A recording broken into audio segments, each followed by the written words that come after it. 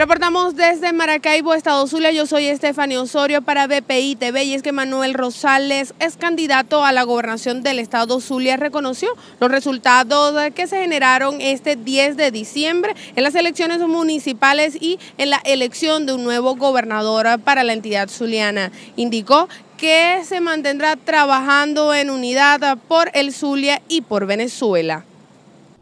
El gobierno, el oficialismo y su ventajismo, por una parte, los opositores que jugaron para atrás o mandaron a votar por el candidato oficialista, y los abstencionistas que creen una salida mágica que no existe. De otro lado, nuestro compromiso se mantiene firme con lo que hemos predicado y con lo que hemos dicho. A mí en un momento me correspondió anunciar que si teníamos que decirle a Un Nuevo Tiempo y a los sectores del Zulia que votaran por la tarjeta de Primero Justicia, lo haríamos. Y lo hicimos. Y votamos. Apartamos los agravios. Apartamos todo porque primero estaba el Zulia y Venezuela. Yo no juego al cálculo. No juego a lo personal por encima de los intereses del país.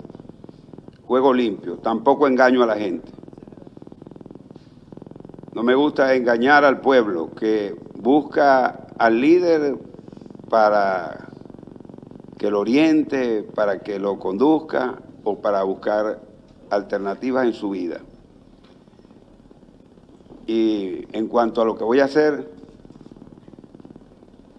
parado, firme, en la lucha por el cambio en el Zulia y Venezuela. Nosotros seremos garantes o trataremos de buscar ese camino de unidad de la oposición para prepararnos para las elecciones presidenciales que serán en los próximos meses. Eso es lo importante. No puede existir nada más importante que eso. Ahora, ¿quiénes fueron? Todos sabemos, es como Dios. Todos sabemos que existe. No está aquí, no lo vemos, pero todos sabemos. No estoy de acuerdo con la posición de Maduro y del gobierno de querer sacar del juego a quienes no participaron en este proceso electoral. Yo creo que fue un error, porque no se puede convocar al pueblo a votar, bueno, a votar no solamente, lo convocamos a marchar, lo convocamos a la calle, una vez lo convocamos a elecciones, después decimos que no vamos más a elecciones, pero después volvemos. Es una cosa muy confusa, no estoy de acuerdo con eso, hay que ser coherente en las posiciones. Las garantías y condiciones teníamos que exigirlas para estas elecciones. ¿O es que entregar los espacios era importante y bonito? Es muy grave que se hayan entregado las alcaldías al oficialismo en el país. Nosotros hicimos un esfuerzo por defender una idea y un concepto democrático, y lo seguiremos haciendo. En el Zulia fue ejemplo. Nosotros defendimos lo que ya estaba perdido, lo que ya habían votado a la basura. Hicimos un gran esfuerzo por recuperar eso. No se logró. Bueno, de tal manera que primero justicia, voluntad popular y los que no participaron deben tener el mismo derecho de participar en las elecciones presidenciales, que es un debate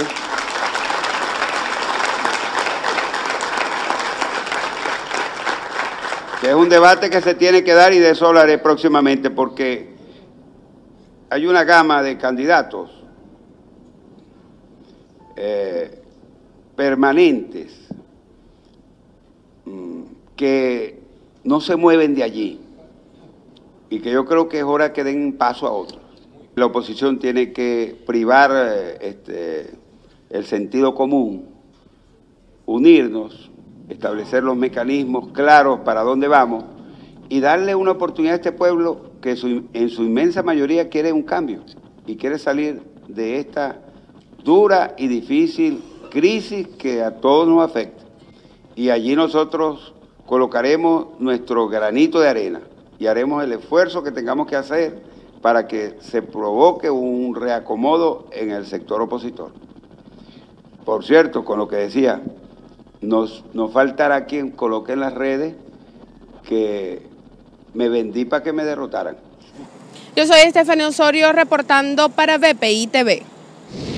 El coordinador encargado de Voluntad Popular, Juan Andrés Mejía, descartó que el gobierno nacional pueda eliminar a los partidos políticos opositores mediante decretos. A su vez, recordó que Voluntad Popular asistió al proceso de legalización convocado por el Consejo Nacional Electoral. Estas fueron algunas de las declaraciones que dio en rueda de prensa.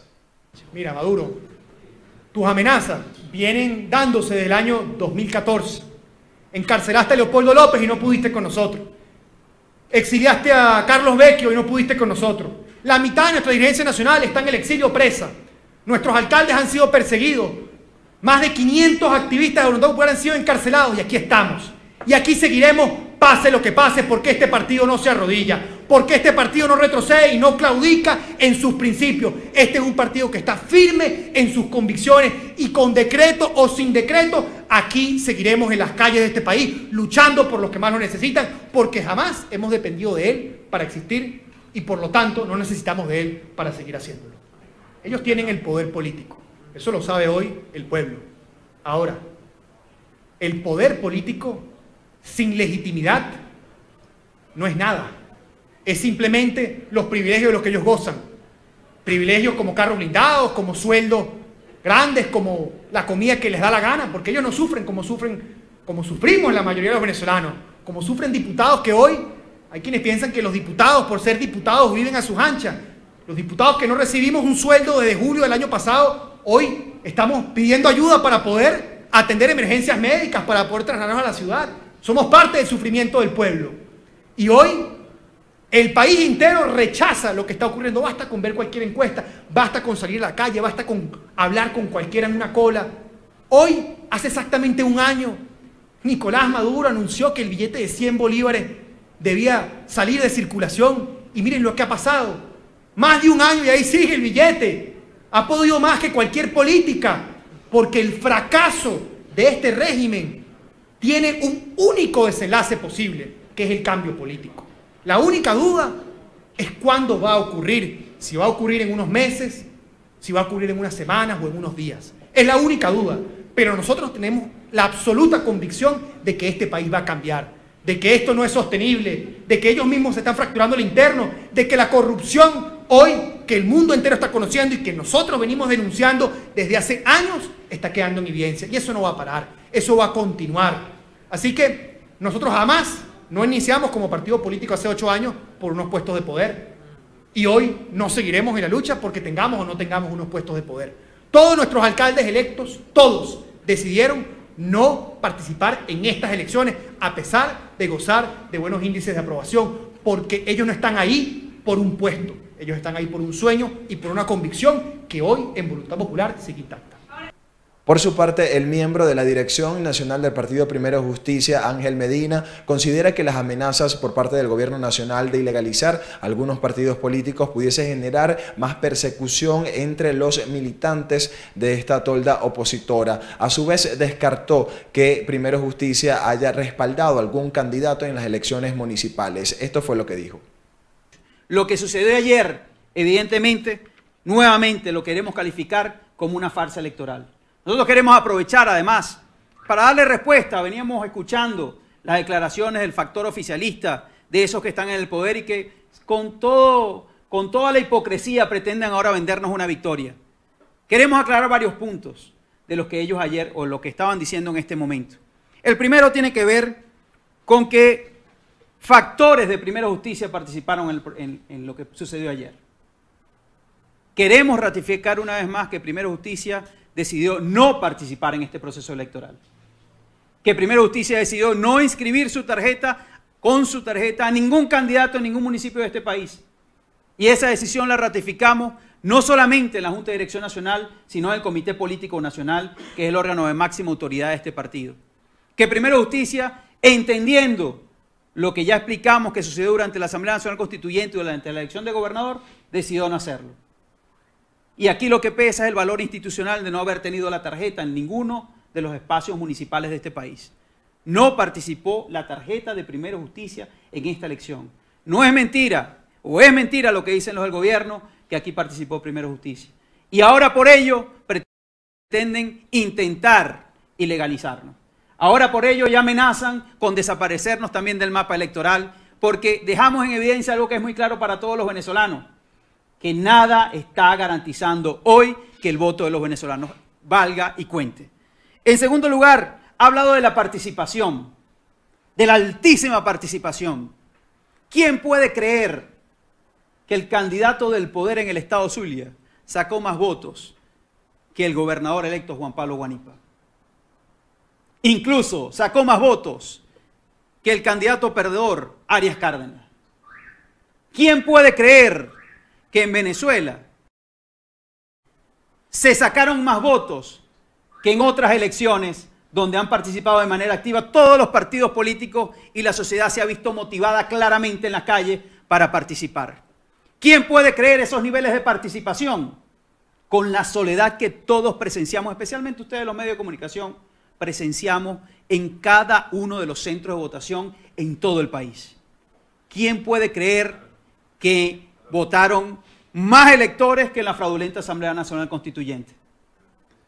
Esto de la participación no es un logro para el gobierno, es una evidencia más de que tenemos que alcanzar condiciones mínimas para poder ir a un proceso electoral que de verdad cuente en este país. Este invento que sucedió ayer se ratifica en este nuevo invento de seguir sumando participación que no existió. Tengamos claridad todos los venezolanos que hoy lamentablemente el gobierno sigue mintiendo y miente de forma descarada. Miente porque necesita legitimarse ante lo que no está legitimado, que es ante el pueblo venezolano. Miente porque necesita tener un piso de discurso para poder tragarse ellos mismos su mentira. Pero además han tenido la desfachatez de comparar el sistema electoral venezolano con los sistemas electorales y la participación de otros países de América Latina, de otras naciones de América Latina o otras naciones del continente. Díganme ustedes, ¿en qué país de América Latina, en qué país de este continente las elecciones terminan, o cada proceso electoral termina por ilegalizar partidos, por crear presos políticos o colocar más presos políticos detrás de las rejas, por quitarle los derechos fundamentales a los ciudadanos? Dígame qué presidente de América Latina, una vez electo, ha decidido acabar con el parlamento de su nación en los últimos 10 años. Dígame qué presidente de América Latina electo ha decidido ilegalizar a los partidos que le hacen oposición. Dígame qué presidente electo de América Latina ha decidido meter a más de 300 personas presas o tras los barrotes por simplemente pensar distinto al poder. Dígame qué presidente de América Latina ha inventado un sistema tan efectivamente de coacción y tan, yo diría, tan terrible como lo es el carnet de la patria. Dígame en qué parte de América Latina existe el carnet de la patria. Dígame en qué parte de América Latina un presidente en cadena nacional o en cadena de radio y televisión sale y ordena al Tribunal Supremo de Justicia de su nación que tome o cual decisión. No comparemos América Latina con Venezuela, porque no hay ninguna de las cifras que comparen a Venezuela con América Latina. Muy por el contrario, hoy nos están comparando es con África y hoy nos están comparando en todos los estudios internacionales con regiones absolutamente pobres y fuera del marco democrático, incluso fuera del marco de nuestra región. Es imposible comparar a Venezuela con América Latina. Medina también detalló sobre la agenda internacional que sostiene el presidente del Parlamento, Julio Borges, donde el día de hoy inició con una reunión entre el canciller de Italia y también con el cardenal Pietro Parolin. Para el día miércoles se espera que reciba el premio Sájarov y para el día viernes retome al encuentro de diálogo en República Dominicana. Desde Caracas, Venezuela, reporta Andrés Fornerino para BPI TV. Lo que pasó ayer en Venezuela no es una elección. No es una elección, es un evento nulo que fue convocado por una constituyente írrita, organizado por un consejo electoral fraudulento y además con el territorio venezolano completamente bajo ocupación militar. Entonces, lo más importante es lo primero, no fue una elección y eso lo sabemos los venezolanos. Mientras exista una constituyente írrita en el país, que fue impuesta a sangre y fuego, llegándose todo por delante, no solo la Constitución, sino la vida de muchos venezolanos, no se puede hablar de elección en Venezuela, como no se puede hablar de república, como no se puede hablar de negociación real, no existe. Y por lo tanto, yo creo que lo más importante es que el mundo entienda algo en esta hora.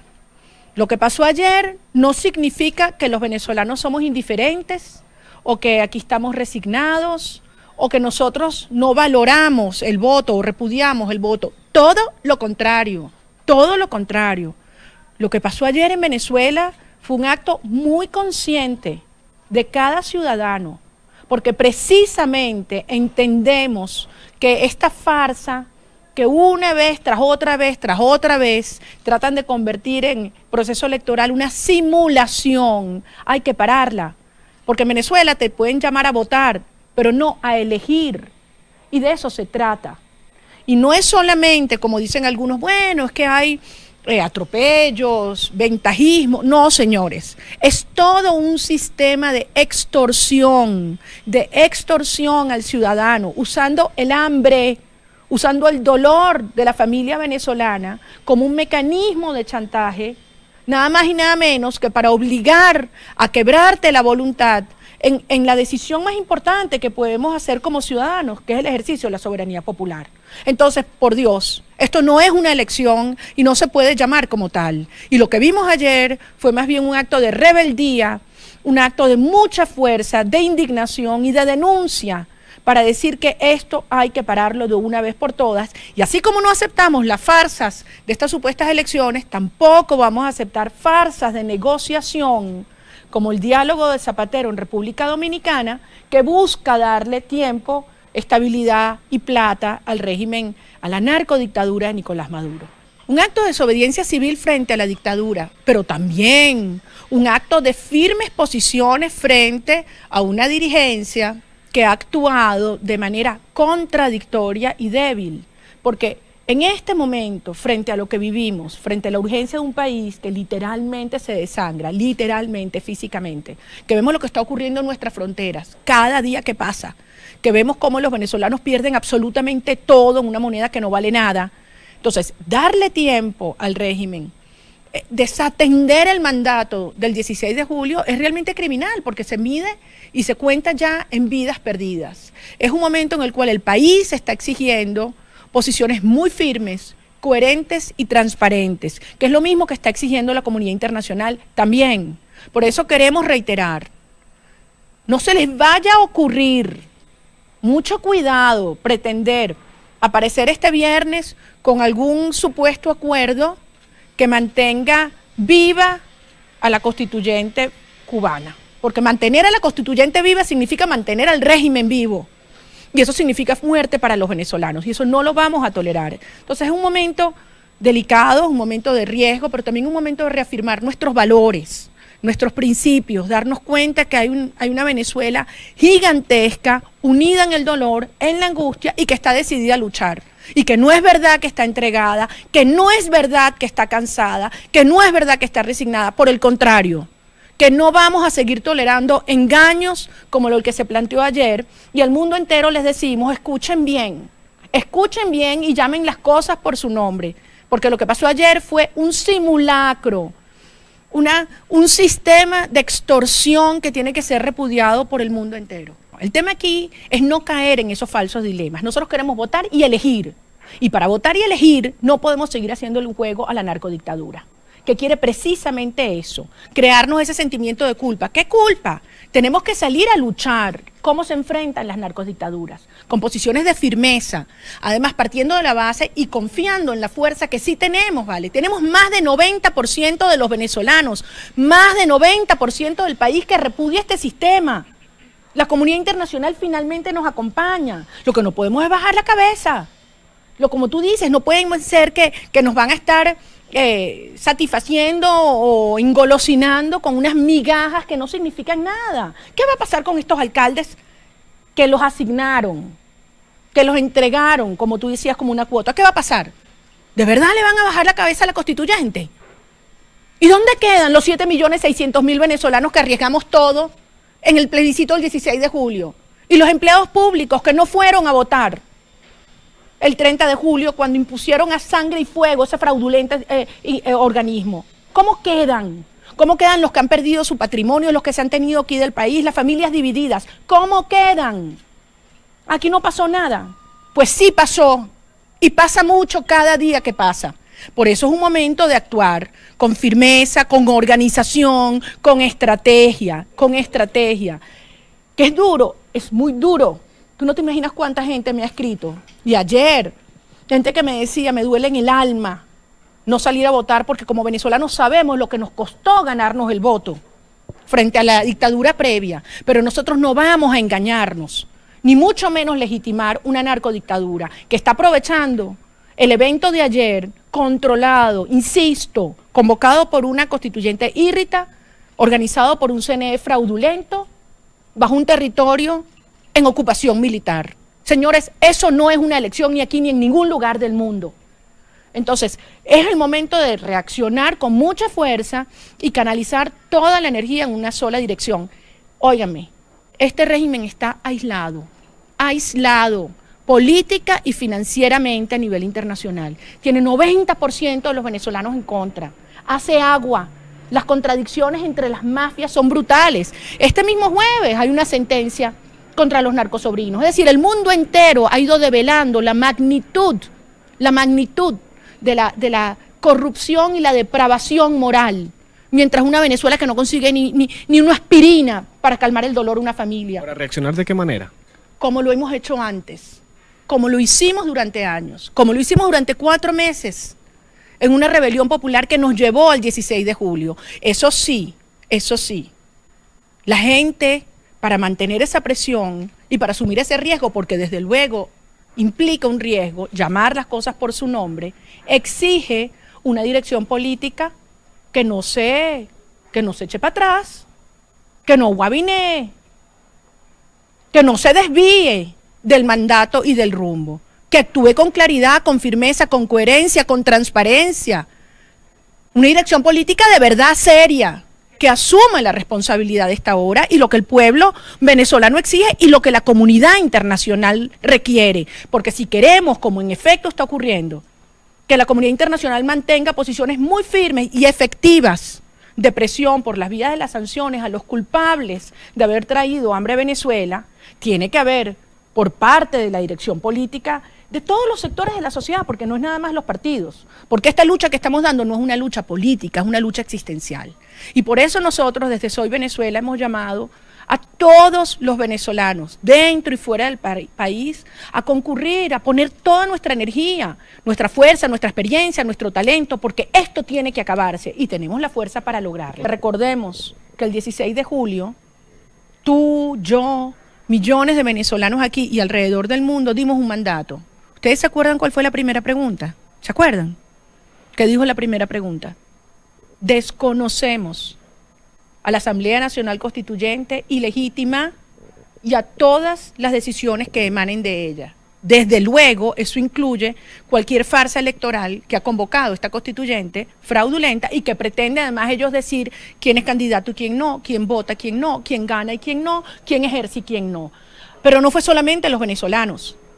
Más de 50 países alrededor del mundo ese mismo 30 de julio dijeron no la reconocemos. Y precisamente el Grupo de Lima, a partir del 8 de agosto, cuando se constituyó en Perú, emitió una declaración que ha sido reiterada, la última en la ciudad de Toronto, donde dijeron no reconocemos la constituyente. Estos 12 países del hemisferio no reconocen la constituyente. Si no reconocen la constituyente, no puedes reconocer sus decisiones. Y ese proceso de ayer, insisto, que fue una farsa electoral, fue subordinado a una instancia que no reconocemos. Pero el alcalde de Chacao hoy, el electo Gustavo Duque, dijo que él iba a consultar con sus vecinos si ir o no ir a juramentarse. Y si él entonces justifica que sus vecinos le dijeron que sí se juramentara. Miren, yo no voy a entrar en casos específicos que demuestran algunas confusiones en distintos sectores de la sociedad. Yo les pregunto a cada uno de ustedes que votaron en el plebiscito del 16 de julio, ¿está o no está vigente el mandato que dimos ese día? ¿Está o no está vigente? Obviamente está vigente. obviamente está vigente. Fue un plebiscito popular que además, debo decir, convocó la Asamblea Nacional, legítima, y que reconocieron naciones alrededor del mundo. Y ese mandato es muy claro. Y ese mandato establece que no solo no reconocemos la constituyente, sino que hay que avanzar hacia un gobierno de unión y transición nacional, que es lo que hoy el país desesperadamente reclama. Es decir, reconocer, insisto, cualquier modalidad escondida de la constituyente, disfrazada de vigencia de la constituyente, en este supuesto diálogo de Zapatero, sería también dejar vivo el régimen y sería desconocer ese mandato y sería someter a 30 millones de venezolanos a hambre, dolor, penuria, división y tristeza, y esto hay que parar. No hay más tiempo que perder. Sabemos lo que hay que hacer y lo que no hay que hacer es bajarle la cabeza a la dictadura. Lo que no hay que hacer es legitimar eventos que son una farsa como lo que ocurrió ayer. Lo que no hay que hacer es llamar a elección a lo que no es elección. Y lo que no hay que hacer es quedarnos callados frente a lo que está ocurriendo de cara a República Dominicana. Y que todos los que pretendan ir allá, supuestamente representando a esta enorme Venezuela que quiere un cambio político, les quede bien claro que no nos vamos a callar. Y que no vamos a tolerar bajo ningún concepto que pretendan crear una ilusión de acuerdo satisfactorio que deje viva de ninguna manera una constituyente ilegítima. Porque mientras siga viva esa constituyente ilegítima, sigue viva la dictadura y eso no lo podemos permitir.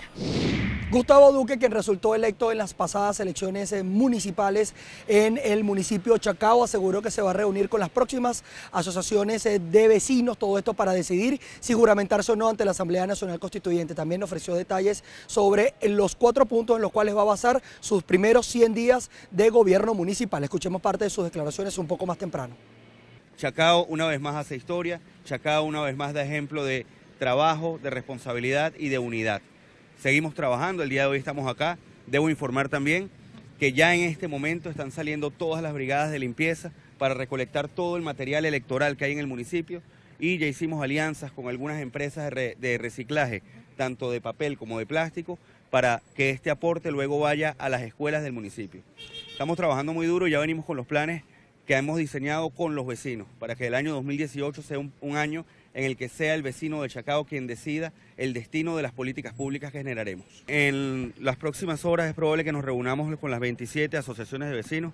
En principio debemos juramentarnos ante el Consejo Municipal de Chacao, pero nosotros vamos a hacer lo que tengamos que hacer para hacer valer la voluntad mayoritaria de los vecinos de Chacao.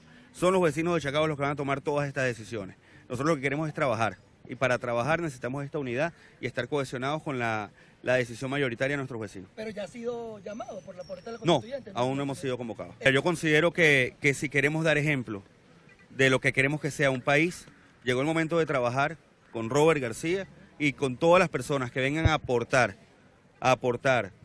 beneficios al municipio de Chacao. Yo creo que tenemos que abrir la puerta para trabajar en conjunto. Me formé en el partido Primero Justicia, respeto la posición de los partidos de querer buscar mejores condiciones electorales, pero no, por ahora no tengo planteado volver a Primero Justicia ni a ningún partido político. Quiero seguir trabajando con las 27 asociaciones de vecinos de Chacao, que fue el compromiso que asumí con ellos cuando me postularon. Estamos esperando que la convivencia sea buena.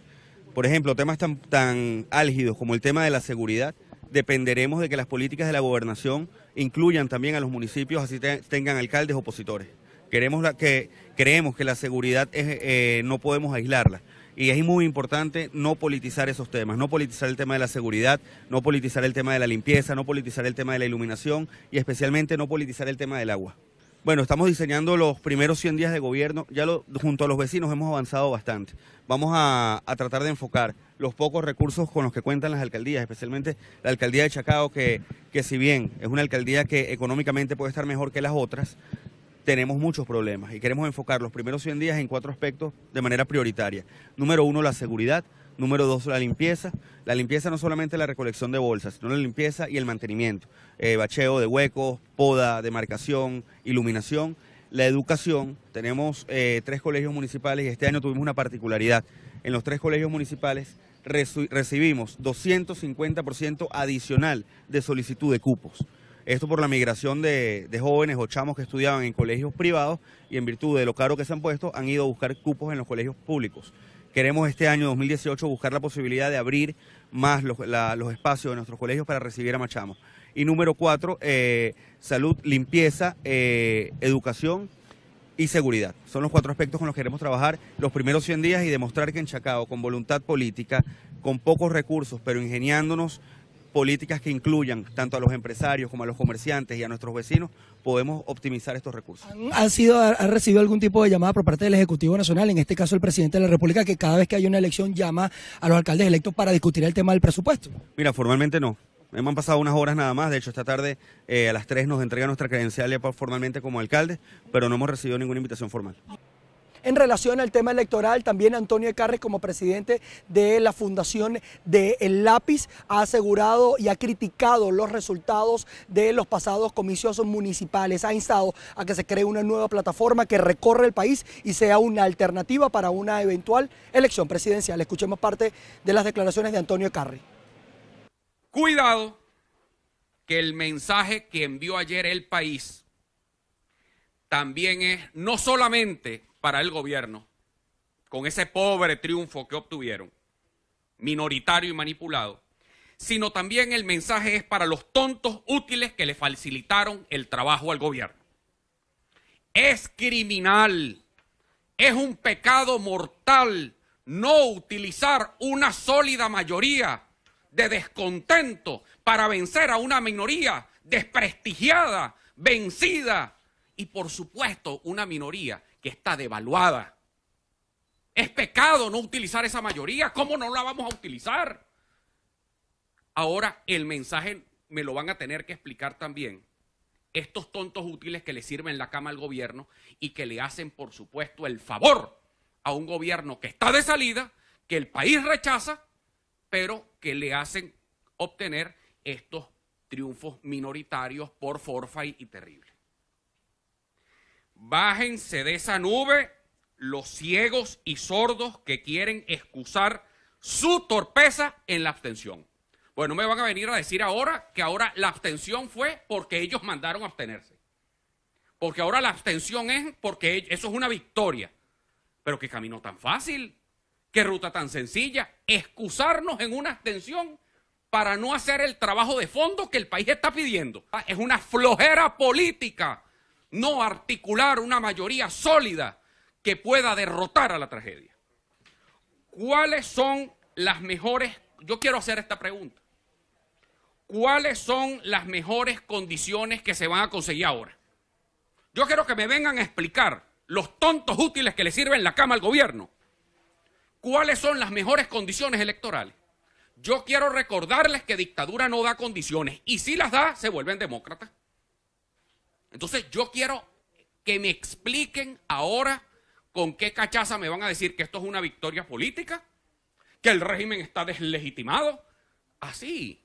¿Y cuáles van a ser las mejores condiciones electorales que van a conseguir después de haberle entregado 92% de las alcaldías al gobierno? Les van a entregar nuevas condiciones electorales, que se vean tontos para creer eso. Ahora, la ruta del desastre es hacer lo mismo. La ruta del desastre es hacer lo mismo.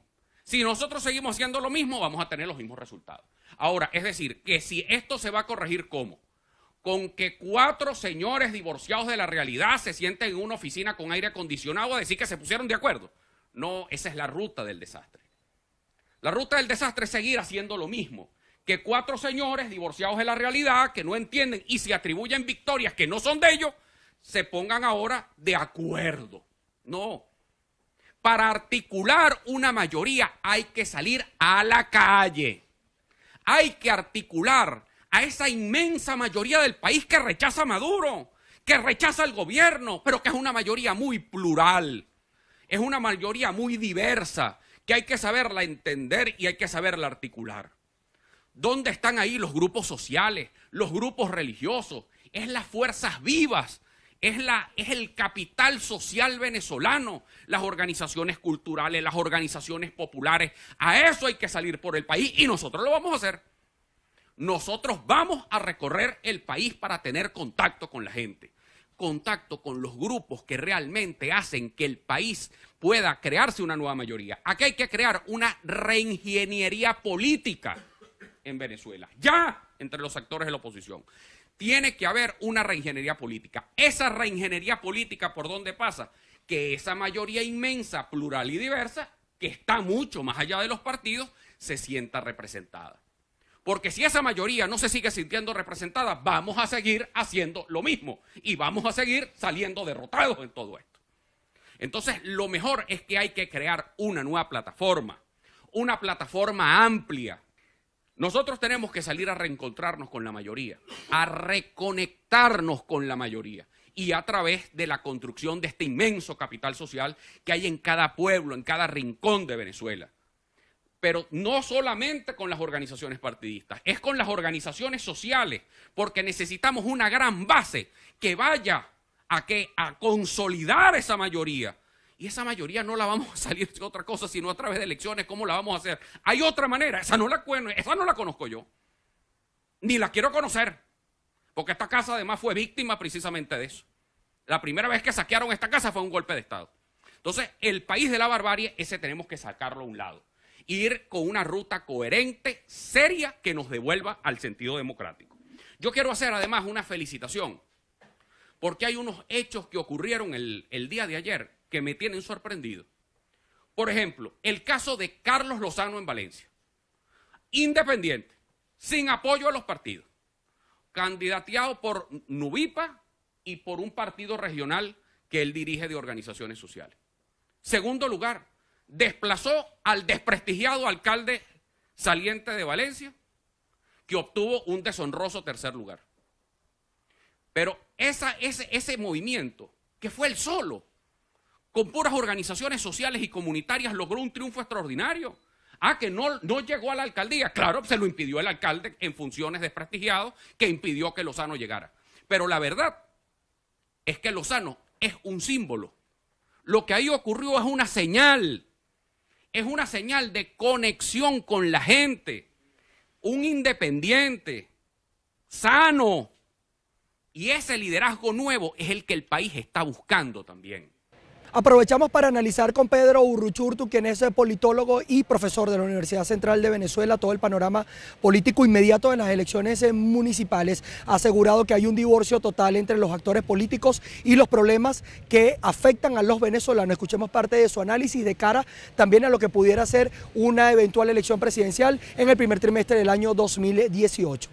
El problema es que, digamos, el problema no es la abstención, porque así hubiera participado todos los partidos políticos de la oposición, así hubiera, digamos, sido un proceso similar al del 16 de octubre. La verdad es que el gobierno hubiera hecho exactamente lo mismo. El asunto es que la diferencia está entre legitimar o no legitimar lo que son unas reglas ya viciadas. Entonces, el primer paso es desconocer este proceso. Y precisamente no participar, ciertamente, es una manera de desconocerlo. Ahora bien, lo que queda claro es que la gente lo que está buscando es un liderazgo coherente, un liderazgo que además sí plantea una ruta en la cual, bueno, no participar en estas condiciones permita, al contrario, quizás presionar para que existan condiciones. Y esto pasa, por ejemplo, te pongo un ejemplo, lo que han venido haciendo muchos sectores de la oposición, por ejemplo, la plataforma Soy Venezuela, te pongo un ejemplo fundamental, que han estado presionando para que la comunidad internacional siga, digamos, haciéndole entender al régimen que de no, digamos, ceder en algunas condiciones mínimas que garanticen al menos unas elecciones transparentes, y eso pasa porque existe, por ejemplo, observación internacional, pues no hay condiciones electorales en Venezuela garantizadas. Lo mismo ocurre internamente, mientras tú no organizas a la fuerza ciudadana para que entiendan que presionando al régimen, presionando al gobierno, de manera que entiendan que la única manera de llegar a un proceso incluso de diálogo, que como está planteado hoy sigue siendo una farsa, porque incluso, fíjate, ya el viernes están llamando a un proceso de diálogo otra vez en República Dominicana después de este escenario postelectoral. ¿Cuál es la carta que lleva la oposición bajo la manga? Porque no la ha mostrado, al contrario, la oposición más bien ha mostrado una posición de debilidad y ha dejado de convertirse en una amenaza creíble. Por eso es que el gobierno avanza. Cuando el gobierno uno ve que avanza, que dice que, bueno, que las elecciones presidenciales las van a convocar cuando les dé la gana, que vale decir, un poco tú comenzas en la introducción de nuestra entrevista, que decías que una de las cosas pendientes puede ser las elecciones presidenciales el año que viene. Creo que el gran dilema que tiene la oposición es, ¿con estas condiciones van a participar en ese proceso? Es decir, ¿qué vamos a hacer de aquí a allá para que existan condiciones para que esas elecciones realmente elijan? Porque el problema, déjame decirte, es que hoy el voto en Venezuela fue secuestrado, no elige, y además se ha convertido ahora en una especie de dinámica que el gobierno va a intentar arropar bajo una falsa constituyente para decir que seguimos en democracia cuando en efecto no lo estamos. El 30 de julio, en la elección de la falsa constituyente, que al final todos sabemos que fue un fraude, el gobierno cruzó una línea roja. Ellos dijeron, bueno, vamos a hacer un fraude descarado, vamos a ver qué pasa. Lo hicieron. Más de 50 países desconocieron, obviamente hubo todo un alboroto alrededor de esto, Pero cruzaron la línea roja y no pasó nada más allá de eso. Y desde ese momento ellos entendieron que podían hacer el fraude que les dé la gana de aquí en adelante. Porque no tienen, fíjate, la oposición dejó de convertirse, lo que yo te decía hace unos minutos, en una amenaza creíble. Por lo tanto, mientras la oposición no parta de una posición de fuerza, que la tiene con el Parlamento, la tiene con la mayoría de la gente, la tiene con la comunidad internacional. Si tú no partes de una posición de fuerza para imponer, por ejemplo, que se disuelva la Asamblea Nacional Constituyente, cuyo origen es fraudulento, como se ha dicho, es muy difícil que el gobierno sea a unas elecciones transparentes. Y así hubiera participado el 85, el 90, el 100% de la población. Esos resultados del día de ayer hubieran estado absolutamente trucados y viciados, porque sencillamente el gobierno está usando este mecanismo para, digamos, usar el voto como una manera de decir que sí, se hacen elecciones, pero realmente no se está eligiendo nada. ¿Por qué? Porque ya cruzaron la línea roja el 30 de julio, cuando se inventaron casi 9 millones de votos en una elección donde vimos que nadie votó en ese día domingo 30 de julio. Lo mismo ocurrió ayer, son supuestamente 9 millones de votos, y es que al final no les importa. El asunto es que ellos están dispuestos a avanzar legitimando esta dinámica que es muy perversa además, y lo más preocupante, y eso creo que hay que decirlo, cualquier proceso que se plantee, llámese un nuevo proceso electoral, incluso un proceso de diálogo como el que vamos a ver este viernes en República Dominicana o supuesto diálogo, cualquier cosa que le dé más tiempo al régimen y cualquier cosa que le permita al régimen avanzar en su ruta y que la oposición permita avanzar en su ruta, se va a traducir en más sufrimiento para la gente. Y recordemos que el tiempo está pasando y estamos viendo un drama social muy alto, ¿no? El primer problema que esto plantea es suponer que lo que estamos viendo o que vimos hace una semana y vamos a volver a ver es un proceso de diálogo genuino. No lo es. Hay actores que están interesados en que lo sea y se está presionando para que lo sea. Pero el problema es que el gobierno ya ha jugado suficientemente con la voluntad de diálogo como para creer que en esta oportunidad sí van a ceder. Y claramente ellos están apostando a que por ejemplo, las sanciones sean, digamos, disueltas, se echen para atrás las sanciones, a cambio de quizás existan garantías electorales. Yo te pregunto en ese contexto, ¿qué está cediendo realmente el gobierno? Porque el gobierno puede pedir una garantía de que, ok, yo voy a convocar, ellos además dicen, yo voy a convocar por un proceso electoral con garantías siempre y cuando tú me quites las sanciones. ¿Cómo haces tú que esas condiciones o que ese acuerdo sea realmente cumplible por parte de que el gobierno lo cumpla? ¿Quién lo hace? Cuando el gobierno se ha burlado hasta incluso del propio Vaticano. Es decir, el problema no es que se reúnan en República Dominicana, que por cierto, un proceso de negociación debería estarse dando en este país con los negociadores aquí. El asunto no es ese, el asunto es que no tienes cómo, el gobierno ha demostrado que no tiene cómo cumplir su palabra. Y ese es el problema de darle más tiempo, porque seguramente este viernes suscribirán algún documento que dirá que el año que viene se volverán a reunir para buscar las condiciones viables. El problema es que si la oposición cede en lo único que hoy la puede hacer creíble, que es el apoyo a la comunidad internacional, que además está actuando y presionando, se van a quedar sin ningún tipo de condición por el sobre la mesa.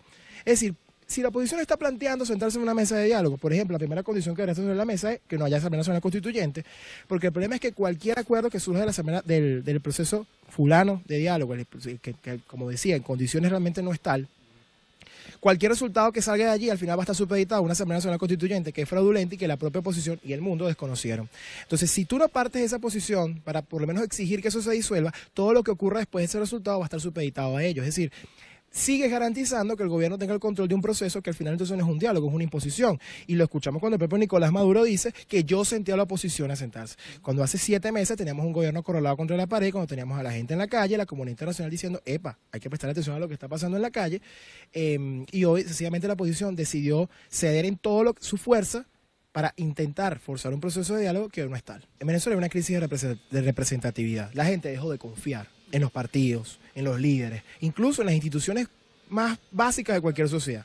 La gente está buscando referentes que le digan con coherencia y también con contundencia y sobre todo con una ruta clara que les diga, ok, es difícil, pero hay que hacerlo de esta manera. Están esperando que alguien con coherencia se los diga y además alguien que sea representativo. Claro, pero estamos hablando del mismo fenómeno de Hugo Chávez en su momento. Alguien mesiánico que tenga la varita mágica para solventarlo. No necesariamente, no se trata de la varita mágica. Se trata de alguien que entienda que sin ciudadanía organizada y que sin apoyo internacional acá no se va a lograr absolutamente nada. Es decir, para que vuelva el valor del voto sea reconquistado y que además podamos hacer del voto realmente una herramienta que elija, hace falta 2 factores importantísimos, que es la presión interna, que eso lo hace organizando a la gente. Y cuando digo organizando a la gente no me refiero necesariamente a llenar una autopista con 2 millones de personas, me refiero a que toda la gente entienda que hay que presionar a través de cualquier cantidad de espacios que podamos tomar en el sentido de foros, asociaciones ciudadanas, asambleas ciudadanas, es decir, cualquier espacio donde la gente sienta que puede articular y presionar al gobierno y que el gobierno entienda que hay todo un ruido alrededor que le dice, epa, escúchame, porque me estás matando de hambre, me estás matando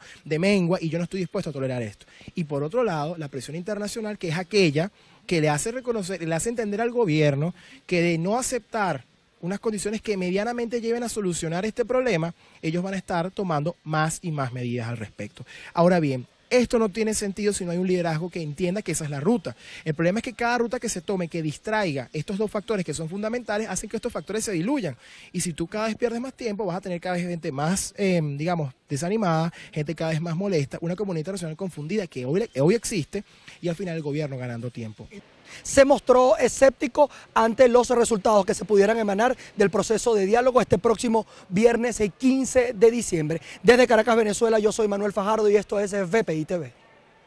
Después de un año muy complejo que hemos vivido los venezolanos, las venezolanas, luego de profundas dificultades que hemos atravesado, logramos tener nosotros como pueblo venezolano una hermosísima victoria, una victoria de la democracia, una victoria de la paz, una victoria que abre sin duda las puertas de Venezuela al futuro, una victoria que nos da tranquilidad y que nos permite enrumbarnos.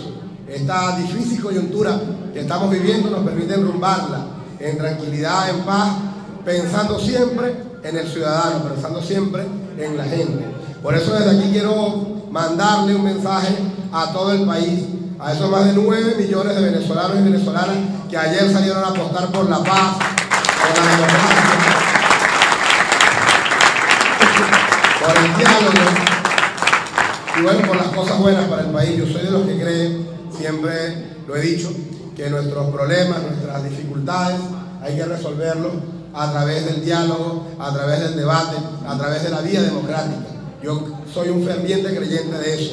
Por eso repudié las guarimbas, por eso repudio la violencia, por eso repudio el ataque político sin sentido, por eso privilegio siempre el diálogo y el debate, porque estoy plenamente convencido que el proyecto de país que tenemos la tarea de construir los venezolanos y venezolanas, lo tenemos que hacer entre todos, sumando el esfuerzo colectivo de todos y de todas. Por eso felicito esa victoria que tuvo el pueblo venezolano el día de ayer y a mi partido de manera especial, que logró más del 90% de las alcaldías de este país.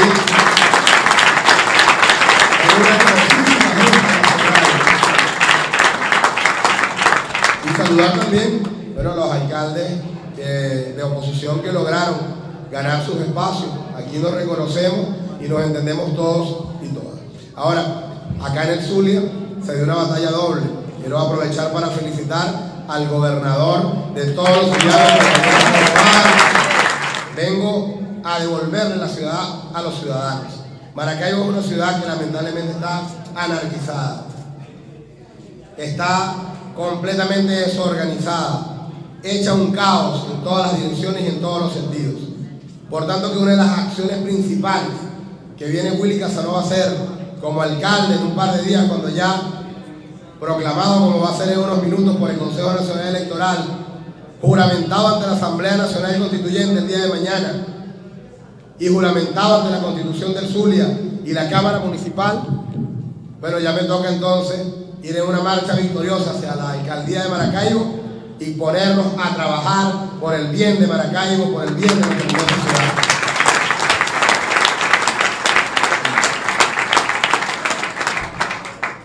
Y bueno, ustedes lo saben, la ciudad está completamente anarquizada. Nosotros tenemos un trabajo muy grande por hacer.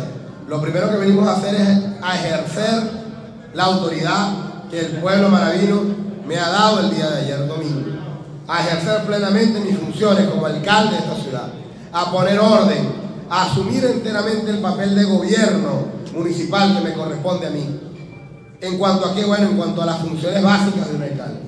Recoger la basura, iluminar las calles en una competencia concurrente con la institución Corpolet, en garantizarle la seguridad a los maravinos y maravinas. He tenido una reunión de trabajo con Poli Maracaibo el jueves pasado y el día viernes de esta semana volvemos a reunirnos con los 500 policías municipales de esta ciudad para comenzar a mejorar las condiciones de trabajo, de equipamiento y sacarlos a la calle para que de manera coordinada con todo el gobierno regional y nacional podamos comenzar a prestarle un mejor servicio de seguridad ciudadana a nuestro pueblo. Venimos a poner orden en el terminal de pasajeros, Venimos a poner orden en el Instituto Municipal de Transporte para que de verdad esté al servicio de Maracaibo, de los ciudadanos, de los transportistas. Venimos a intervenir con fuerza el Servicio Autónomo de Gas Municipal, SAGAS, para que le sirva de verdad a nuestro pueblo. Y por supuesto, como lo dijimos durante toda la campaña, ha sido una palabra comprometida del gobernador Omar Prieto Fernández, donde me pidió públicamente que lo acompañara, donde yo dije públicamente que me comprometía con él y con el pueblo maravino a atacar, a combatir y a correr de Maracaibo las mafias bachaqueras que se han querido apoderar del pueblo. Ayer yo lo decía en el Parque Urdaneta, aquí en la ciudad donde comenzó el bachaquerismo y que luego se esparció como un mal por toda Venezuela, aquí en Maracaibo, donde comenzó el bachaquerismo, será la tumba. Vamos a enterrar aquí ese mal que se apoderó lamentablemente de la economía venezolana. Y lo vamos a hacer con trabajo, lo vamos a hacer cumpliendo nuestras funciones.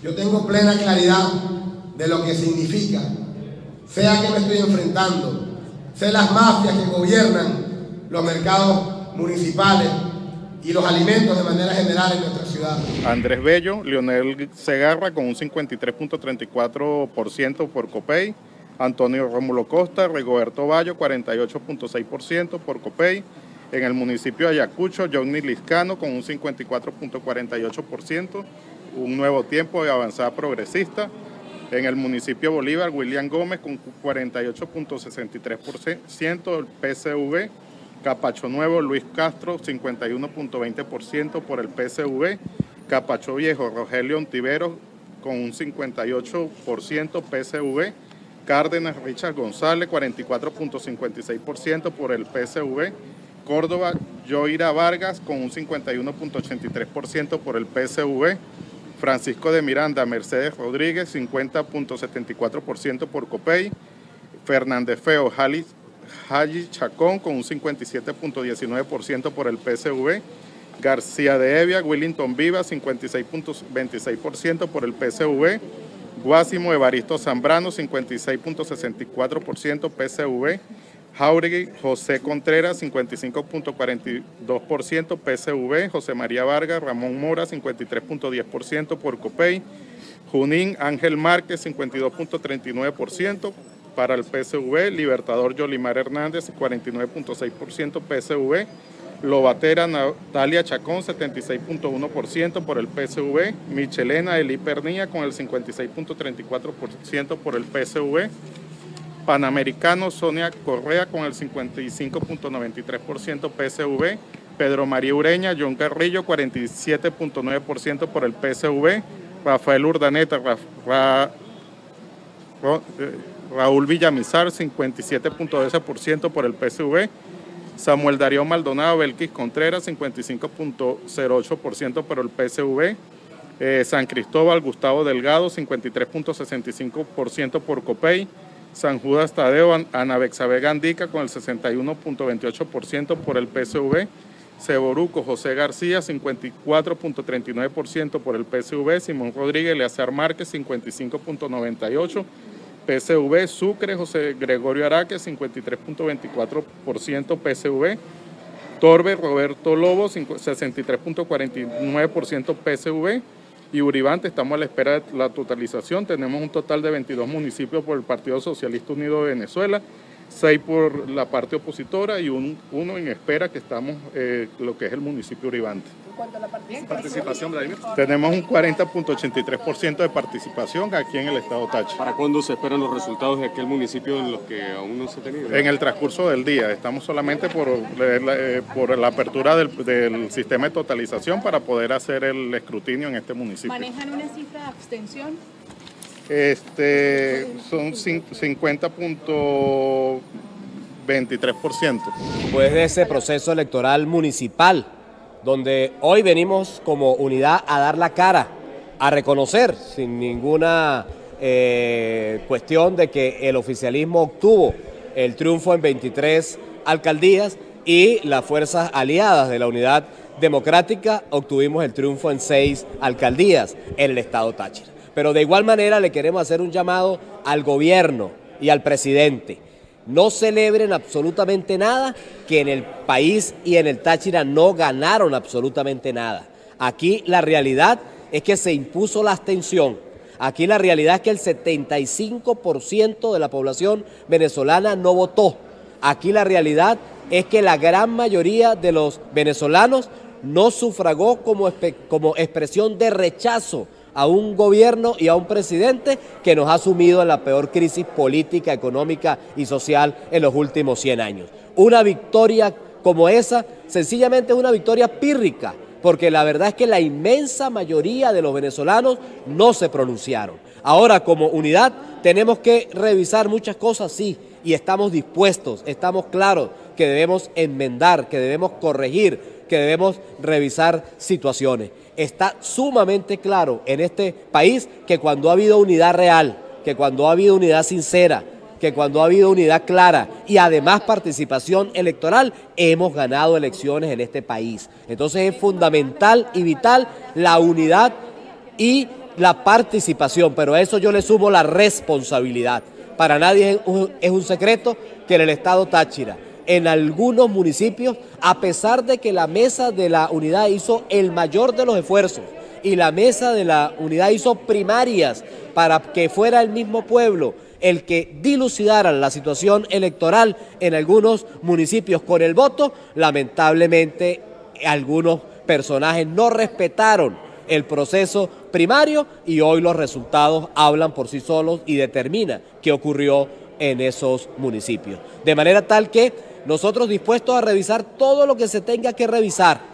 Cuando no se gana, sencillamente hay que levantarse, sacudirse y avanzar.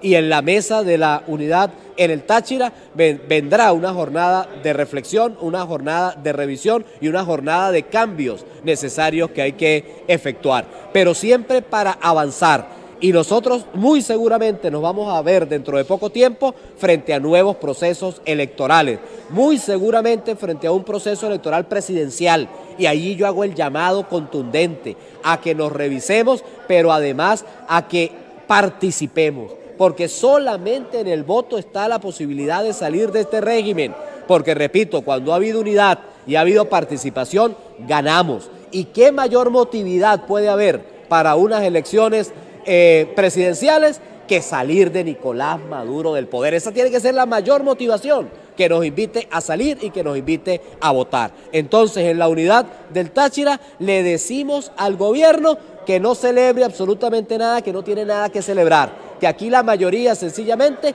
no se expresó como rechazo al peor gobierno que ha tenido el país en los últimos 100 años. Yo estoy seguro que la inmensa mayoría de los venezolanos no se vende por una bolsa de CLAT, no vende su conciencia por unos tickets de 500.000 bolívares que no alcanzan ni para 2 días. Yo estoy seguro que la inmensa mayoría de los venezolanos que ayer no se expresaron, repito, como rechazo, tengan la plena seguridad que en las próximas elecciones presidenciales para salir de Nicolás Maduro, aquí se va a expresar todo el pueblo venezolano y esa expresión va a ser para acabar con este desastre que ha significado Maduro en la presidencia. El único carnet de la patria válido es la cédula de identidad.